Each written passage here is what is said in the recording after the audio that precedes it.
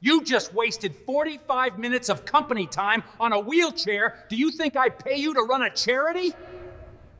You can't just prioritize her like that. What about my appointment? She had a heart med appointment and no one else would help. Humanity isn't a detour.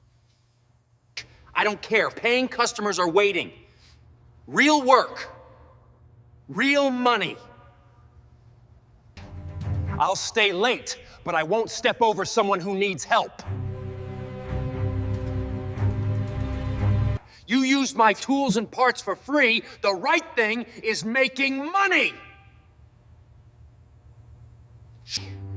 The right thing is fixing what's broken, even when it's not a car. Your job is whatever I say it is, you're done. You're fired. Out in 5 minutes. You're really firing me for kindness?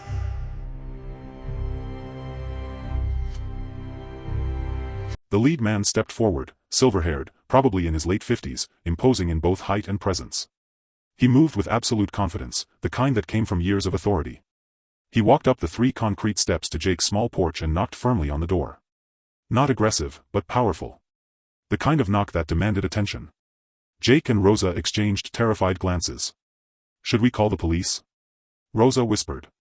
"And tell them what? That well-dressed people are knocking on our door?" Heart pounding so hard he could feel it in his throat, Jake moved toward the door. His hands were trembling. He checked the peephole first, old habit from living in a rougher neighborhood years ago.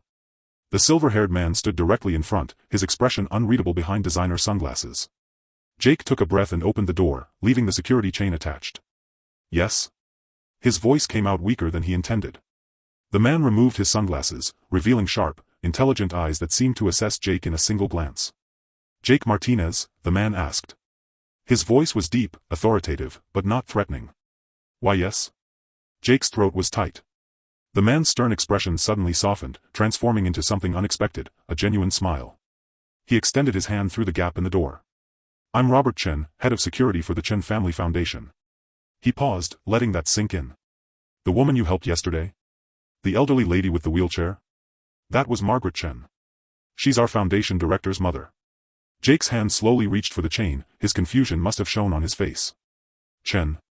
Margaret Chen? Foundation?" He unchained the door and shook Robert's hand, his mind struggling to connect the dots. Behind him, Rosa gasped softly, her hand covering her mouth. Robert's smile widened, the kind of warm expression that completely contradicted the intimidating entrance. "Mrs. Chen told her son everything, Mr. Martinez. Every single detail. How you stopped your work to help her when no one else would. How you spent 45 minutes fabricating parts and repairing her wheelchair. How you refused payment even though she could see the shop you worked in wasn't exactly luxury." He paused, his eyes showing genuine respect. "She told him how you treated her with dignity and compassion when she felt invisible. When she felt like a burden. You made her feel human again, Mr. Martinez. That's not something people forget." Jake stood frozen, still trying to process. I just helped her get to her doctor's appointment." "It wasn't." "It was everything," Robert interrupted gently. He glanced back at the other men, then returned his attention to Jake. "Mr. Martinez, the Chen Family Foundation has been searching for someone exactly like you. Someone with exceptional skills and exceptional character. That's a rare combination." Rosa grabbed Jake's arm, her eyes wide with disbelief. "What we'd like to discuss," Robert continued, pulling out a business card with embossed gold lettering, "is an opportunity. One that we think might interest you. Especially given that we understand you're currently between employment." Jake's world tilted on its axis. This wasn't a threat. This was something else entirely. What happened next seemed impossible. The kind of thing that only happens in fairy tales or inspirational movies. But this was real. This was happening. Robert gestured to the SUVs. "May we come in? This conversation deserves more than your front porch." Within minutes, Jake's small living room was filled with people who would change his life forever. Robert Chen, 2 other foundation executives, and Daniel Chen himself, Margaret's son and the foundation's director. A man in his 50s wearing a suit that probably cost more than Jake's entire wardrobe, but with kind eyes that reminded Jake instantly of his mother. "Mr. Martinez," Daniel began, his voice thick with emotion. "My mother called me yesterday crying. Happy tears. She said a stranger restored her faith in humanity. Do you know how rare that is in today's world?" Jake sat on his worn couch, Rosa beside him gripping his hand, both of them still trying to process what was happening. Daniel continued, the Chen Family Foundation runs a nationwide network of community repair shops. We help low-income families, elderly people on fixed incomes, single parents, veterans, people who fall through the cracks of our society. We provide vehicle repairs at cost, sometimes free for those who truly can't afford it. Because we believe that mobility is dignity. Transportation is opportunity. Robert pulled out a tablet, showing Jake photos of gleaming repair facilities across the country, mechanics working on vehicles, families smiling as they received their repaired cars. We're expanding into this region, Daniel explained. We need someone to manage our new regional division. For shops, 23 employees. Someone with exceptional mechanical skills and exceptional character. Someone who understands that this work isn't just about cars, it's about people. Jake's mouth went dry. You want me to manage? We want you to lead, Robert corrected. The salary is $85,000 annually, full health benefits, dental, vision, retirement plan with company matching, and you'd be helping hundreds of families every month. People just like Mrs. Chen who fall through the cracks. People who choose between fixing their car and feeding their kids. The number hit Jake like a shockwave. His fired job paid $38,000. Barely enough to cover rent, groceries, Maria's school supplies, Rosa's student loan payments. They'd been living paycheck to paycheck for years. Rosa squeezed his hand so hard it hurt. He saw tears streaming down her face. 85. Jake couldn't even finish the sentence. But it got better. Daniel's expression shifted, becoming more serious. There's something else you should know. We do significant business in this area. The Chen family owns a commercial transportation company, 47 vehicles including vans, trucks, and a small bus fleet. We've had a maintenance contract with Henderson's Auto Repair for 3 years. Jake's stomach tightened at the name. Had, Robert emphasized. Past tense. This morning, we contacted Mr. Henderson. We informed him that we're immediately terminating our contract, worth over $200,000 annually, citing incompatible values. We don't do business with people who punish kindness. Jake sat stunned. Henderson's shop wasn't huge. A $200,000 contract was probably a third of his annual revenue. Maybe more. You didn't have to, Jake started. Yes, we did, Daniel said firmly. Character matters, Mr. Martinez. In our partners, in our employees, in everyone we associate with. Henderson showed us exactly who he is. You showed us who you are. 2 weeks later, after the fastest hiring process Jake had ever experienced, he started his new position. The regional facility was beautiful, state-of-the-art equipment, clean floors, bright lighting, and a staff that actually cared about the mission. On his first day, Jake helped a single mother get her minivan running so she could get to work. She cried in gratitude. He understood then that he'd found his calling. Henderson's shop. Jake heard through the grapevine that losing the Chen contract had devastated the business. Without that reliable income, Henderson couldn't make his lease payments. Customers started going elsewhere. Word spread about why the Chen Foundation had pulled out, about the mechanic fired for helping an elderly woman. Public opinion wasn't kind. Within 6 months, Henderson's Auto Repair had a closed sign in the window. The equipment was auctioned off. Henderson himself left town. Meanwhile, Jake thrived. He hired Tommy from the old shop. Then 2 other good mechanics who'd been undervalued elsewhere. Together, they built something beautiful, a place where skill and compassion coexisted. Where profit wasn't the only measure of success. That one act of kindness, that one moment of choosing compassion over convenience, that one decision to help a stranger when it cost him everything, it had changed Jake's entire life. And every day, when Jake saw families leave his shop with reliable transportation and hope in their eyes, he thought of Margaret Chen and her broken wheelchair. Sometimes doing the right thing costs you everything. But sometimes, the universe gives it all back, with interest. Sometimes the smallest acts of kindness create the biggest ripples. Jake lost everything for doing what was right, but the universe had something better planned. If this story gave you chills, smash that like button. Share this with someone who needs to hear that good people do win. And subscribe because we bring you these incredible real-life stories every single week. Your next dose of inspiration is just 1 click away. Comment below, have you ever risked your job to help someone in need? I read every single comment. Let's get this conversation going. Oh my goodness. It's perfect. It feels brand new. The old lady's eyes filled with tears. How much do I owe you? I have about $60 in my account until next week. Jake cleaned his hands on a shop rag and crouched down to her level again. Nothing, ma'am. Just promise me you'll make it to that doctor's appointment safely. Margaret stared at him in disbelief. Nothing? But, all that work, the parts. Nothing, Jake repeated firmly but kindly. She grabbed his hand with both of hers, squeezing it tight with surprising strength. Her hands were cold but her grip was fierce, desperate to convey gratitude that words couldn't express. God bless you, young man. You don't know what this means to me. You don't know. Tears rolled down her weathered cheeks. There are still good people in this world. You've restored more than my wheelchair today. Jake felt his own throat tighten with emotion. You get to that doctor safely, okay? But as Margaret wheeled herself toward the exit, thanking Jake repeatedly, someone else was watching from the glass office window. Someone who didn't share Jake's compassion. Someone whose face was growing redder by the second. Henderson's jaw was clenched, his fists balled up on his desk. And Jake's world was about to come crashing down. Martinez. My office. Now. The voice cut through the garage like a thunderclap. Every mechanic stopped what they were doing. Tools froze mid-air. Even the radio seemed to quiet down. Jake turned to see Mr. Henderson standing in his office doorway, his entire body rigid with fury. This wasn't the usual grumpy boss voice. This was something else entirely. Jake walked across the garage floor, feeling every pair of eyes on him. His coworker Tommy gave him a worried look and mouthed, "What did you do?" Jake stepped into the office. Henderson slammed the door so hard the framed Business Owner of the Year certificate rattled on the wall. Mr. Henderson's face was red with rage, the veins in his neck bulging like thick cables. His hands gripped the edge of his desk until his knuckles turned white. Jake had worked here for 5 years, and he had never seen him this angry. Not when Jake accidentally ordered the wrong parts. Not when a customer complained. Never like this. You just wasted 45 minutes of company time on a WHELCHR? Henderson's voice escalated with each word. Do you think I pay you to run a charity? Is that what you think this place is? Jake took a breath, trying to remain calm. Sir, she was elderly and desperate. She had a doctor's appointment for her heart medication. No one else would help. I don't care. Henderson exploded, slamming his fist on the desk. A coffee mug jumped and spilled across papers. I don't care if she needed to see the president himself. We have paying customers waiting. Mrs. Patterson has been waiting for her car for 30 minutes. The Johnsons called twice asking about their truck. That's real work. Real money. I would have stayed late to make up the time, Jake started. You used my shop equipment. My tools. My parts. For free.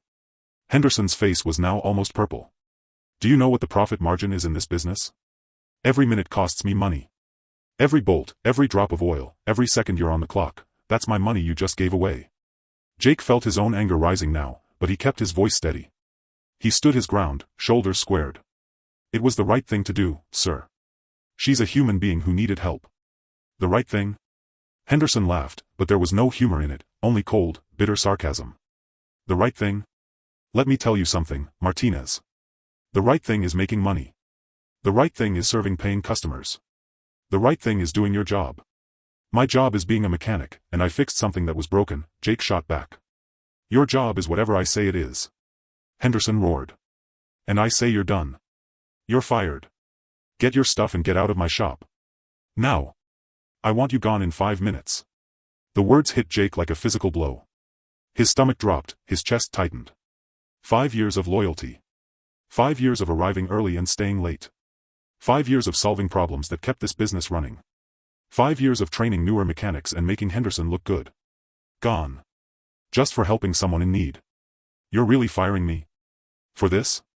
Jake's voice was quiet now, disbelief mixing with anger. You're lucky I don't charge you for the parts. Get out.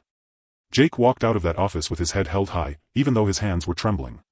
The other mechanics had clearly heard everything through the thin walls. Tommy approached him, concern written all over his face. Jake, man, I'm sorry.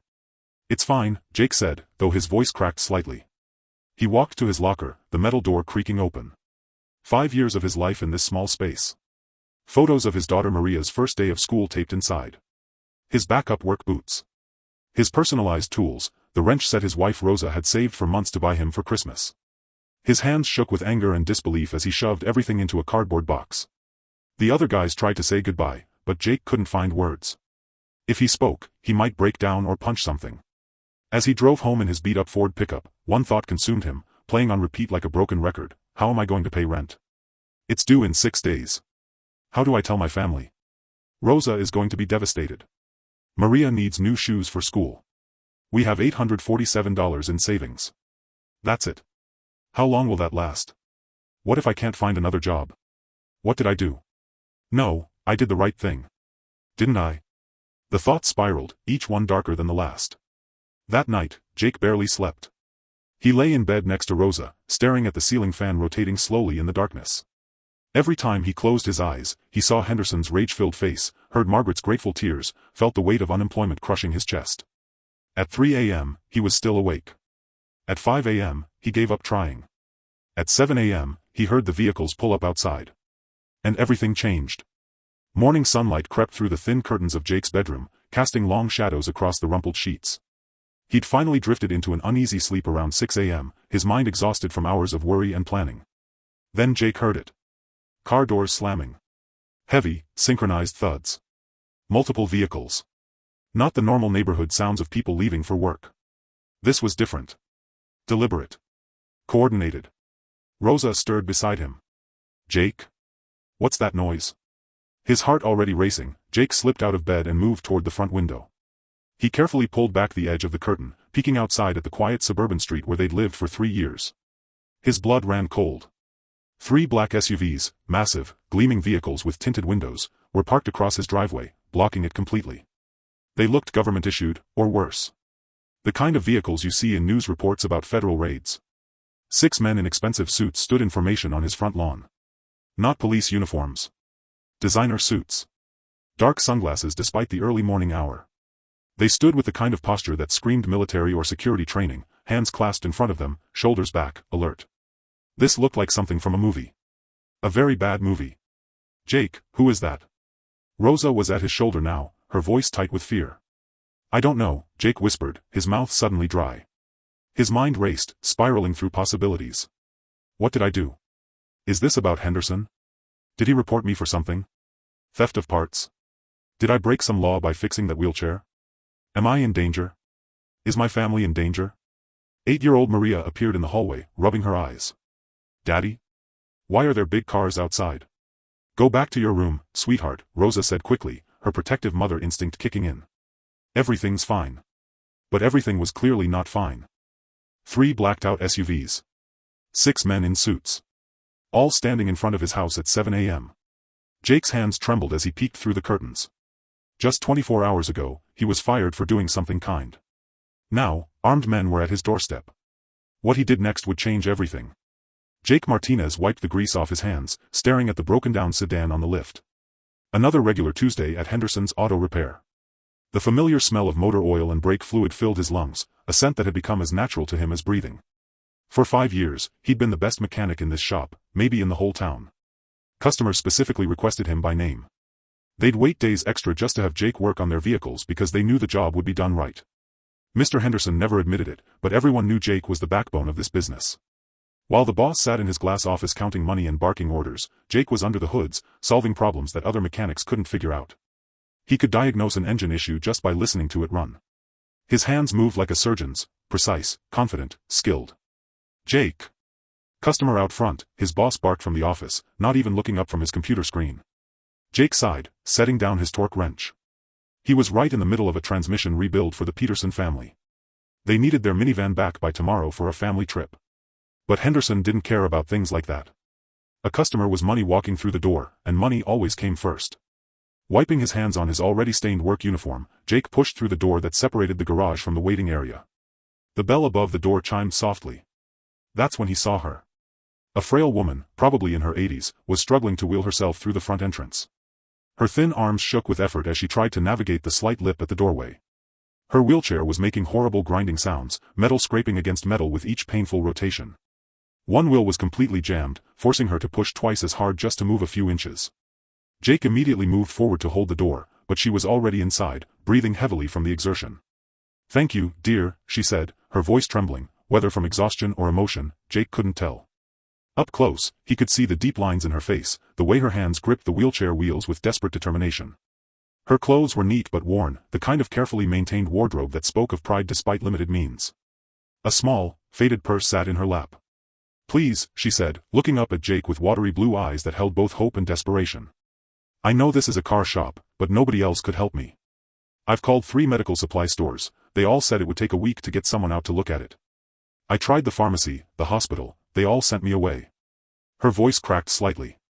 My wheelchair just stopped working properly, and I have a doctor's appointment in 2 hours for my heart medication. Can you just look at it? I don't know where else to go.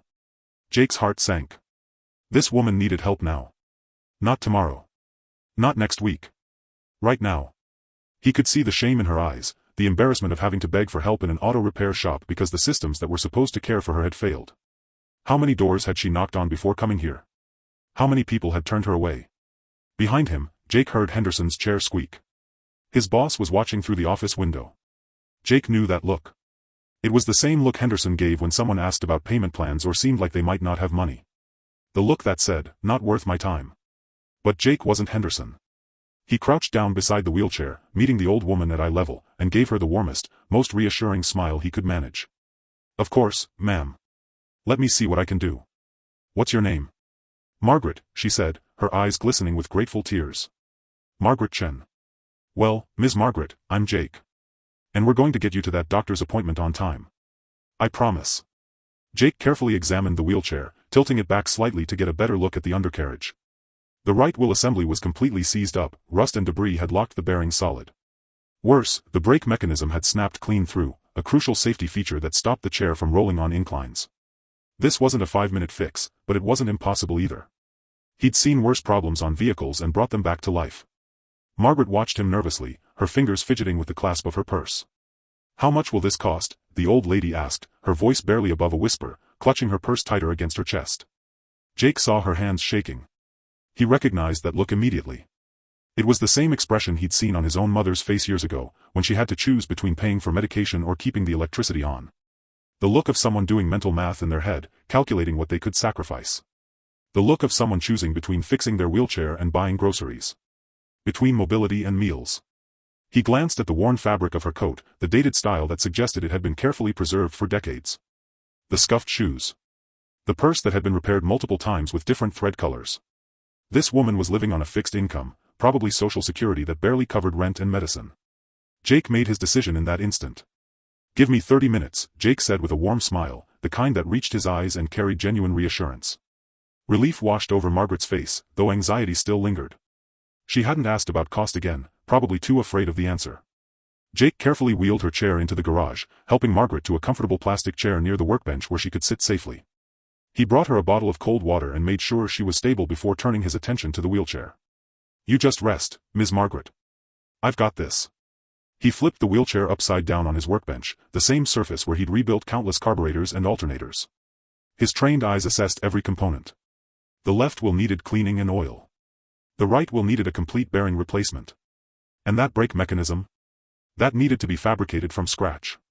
Jake lost himself in the work, the way he always did. His hands moved with practiced precision. First, he disassembled the seized wheel, carefully extracting the corroded bearings. He rummaged through his parts bins, finding ball bearings from an old office chair someone had thrown out last month. Perfect fit. For the brake mechanism, he grabbed a piece of spring steel from a discarded lawn-mower blade. Using his angle grinder, he carefully cut and shaped it, the sparks flying in bright orange arcs. He drilled new holes, threaded them, and created a mechanism that would actually work better than the original factory part. Margaret watched in amazement as this stranger worked on her wheelchair with the same intensity and care as if it were a luxury sports car. "You're very kind," she said softly. Jake looked up, wiping sweat from his forehead. "My mom used a wheelchair for the last 2 years of her life. I remember how scary it was when something broke. You feel trapped, helpless. Nobody should feel that way." Margaret's eyes welled up with tears, but she smiled. 45 minutes later, a bit longer than promised, but Jake had gotten absorbed in making sure everything was perfect, the wheelchair rolled smoother than it probably had in years. Both wheels glided effortlessly. The brake engaged with a satisfying click and held firm. He'd even tightened the armrests and adjusted the footrests to the proper ergonomic height. He helped Margaret back into her chair. She tested it, rolling forward and back, her face transforming with joy.